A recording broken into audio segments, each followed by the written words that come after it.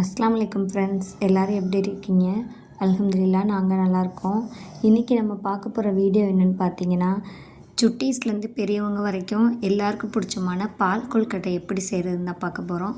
நான் சொல்லியிருக்க இந்த மெஷர்மெண்ட்டில் செஞ்சு பாருங்கள், டேஸ்ட்டு சும்மா அட்டகாசமாக இருக்கும். இப்போ வாங்க எப்படி செய்கிறதுன்னு வீடியோக்குள்ளே போய் பார்க்கலாம்.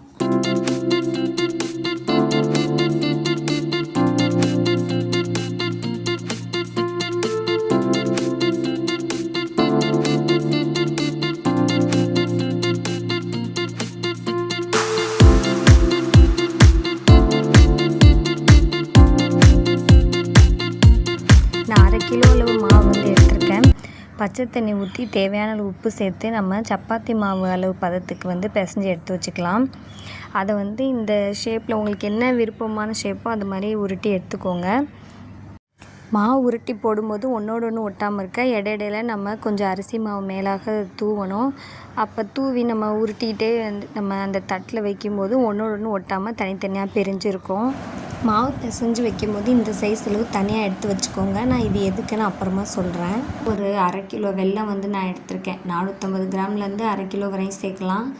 வெல்லத்தை வந்து நல்லா தட்டிட்டு அதை வந்து தண்ணி ஊற்றி வச்சுக்கோங்க. முன்னாடியே மாவு நம்ம உருட்டி எடுக்கிறதுக்குள்ளே நம்ம தண்ணி ஊற்றி வச்சா அது கரைஞ்சிடும். ஒரு அகலமான பாத்திரத்தை அடுப்பில் வச்சுக்கலாம். அதில் 3 டேபிள் ஸ்பூன் நெய் சேர்த்துருக்கேன். அதில் ஒரு 3 சின்ன துண்டு பட்டை, 3 ஏலக்காய் வந்து சேர்த்துக்கலாம். சேர்த்து பொரிஞ்ச பின்னாடி நாம் எடுத்து வச்சுருக்க வெள்ளை கரைசலை வந்து வடிகட்டி இதோடு சேர்த்துக்கலாம். சேர்த்துட்டு இதோட இன்னும் கொஞ்சம் எக்ஸ்ட்ரா வந்து தண்ணி வந்து சேர்க்கணும். நான் வந்து ஒரு 2 லிட்டர் அளவு வந்து தண்ணி வந்து மொத்தமாக சேர்த்துருக்கேன். நீங்கள் உங்களுக்கு எவ்வளோ மாவு எடுக்கிறீங்களோ அதுக்கு தகுந்த மாதிரி சேர்த்துக்கோங்க. இப்போ 1 கப்பு மாவுனா அதுக்கு வந்து 1 கப்பு வந்து வெல்லம் ஈக்குவலாக சேர்க்கணும். தண்ணி அதுக்கு தகுந்த மாதிரி ஒரு இதுக்கு 3 பங்கு தண்ணி அந்த மாதிரி வந்து சேர்த்துக்கலாம். ஒரு கப் மாவுக்கு 3 பங்கு தண்ணி. இதுக்கு தேவையான உப்பு சேர்த்து மூடி போட்டு ஒரு 10 நிமிஷம் விடலாம். அது கொதி வரட்டும். கொதிச்சோடனே பார்த்தீங்கன்னா கொஞ்சம் கொஞ்சமாக நம்ம உருட்டி வச்சுருக்க மாவை சேர்த்துக்கணும். இப்போ பாருங்கள் கொதிச்சிச்சு. இப்போ கொஞ்சம் சேர்த்தாச்சு. இப்போ அடுத்து இது கொஞ்சம் கொதி வரும்போது நெக்ஸ்ட்டு ஒரு பேட்ச் கொஞ்சமாக சேர்க்கணும். அந்த மாதிரி சேர்க்கும்போது ஒன்றோடு ஒன்று ஒட்டிக்காமல் நல்லா தனித்தனியாக இருக்கும். அப்போ நல்லா வெந்தும் நமக்கு கிடைக்கும்.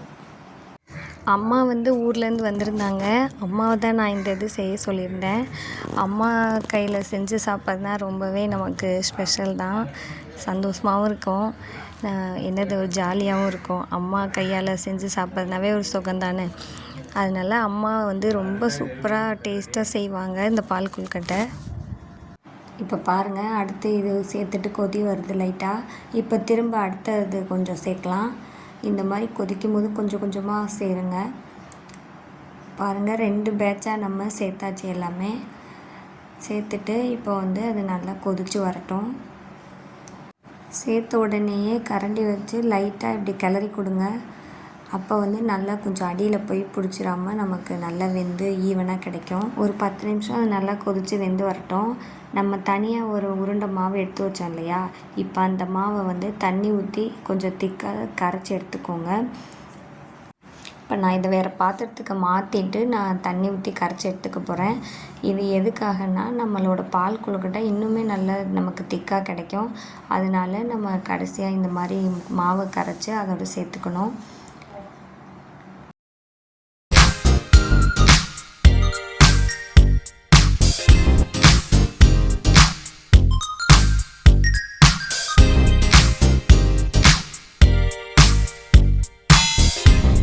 மாவு கரைச்சி எடுத்தாச்சு. இப்போ வந்து நம்ம இதை வந்து நம்ம கொதிக்கிறத பால் கொழுக்கட்டையோடு சேர்த்துடலாம்.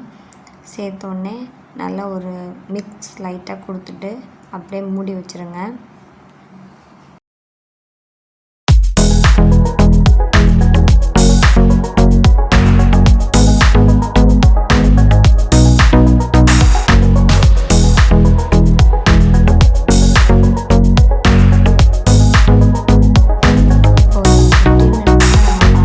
பாருங்கள் நல்லா வெந்து வந்துடுச்சு. ஒரு சின்ன சைஸ் தேங்காய் வந்து அரைச்சி பால் எடுத்து நான் சேர்த்துருக்கேன். தேங்காய் திருவியும் போடலாம், அதுவும் நல்லா டேஸ்ட்டாக இருக்கும். நாங்கள் வந்து தேங்காவை அரைச்சி அதை வந்து அப்படியே சேர்த்துருக்கேன். அதுவும் நல்லா டேஸ்ட்டாக இருக்கும். நீங்கள் உங்களுக்கு எப்படி விருப்பமோ அது மாதிரி சேர்த்துக்கோங்க. ஓகே.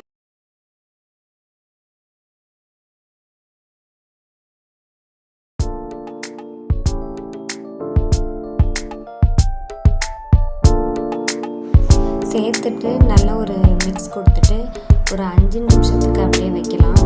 மூடி போட்டு ஒரு 5 நிமிஷத்துக்கு அப்படியே வச்சுருங்க. இந்த அளவுக்கு பார்த்திங்கன்னா இப்போது கெட்டியாக நமக்கு கிடச்சிரும். இப்போ அடுப்பை ஆஃப் பண்ணிட்டு அப்படியே மூடி வச்சிடலாம்.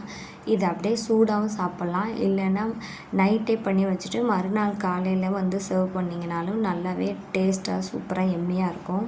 நாங்கள் வந்து நைட்டு செஞ்சுட்டு காலையில் தான் சாப்பிட்டோம். இது பார்த்திங்கன்னா எங்கள் வீட்டில் எல்லாருக்குமே ரொம்ப ரொம்ப பிடிச்ச டிஷ்ஷு. எனக்கு ரொம்பவே ஃபேவரட்டானது.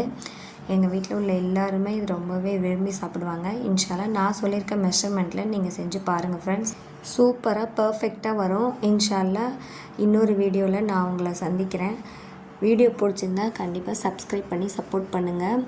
யாருக்கெல்லாம் இந்த பால் கொழுக்கட்டை ரொம்ப ரொம்ப பிடிக்கும்னு கமெண்ட்டில் சொல்லுங்கள். Thanks for watching. Thank you.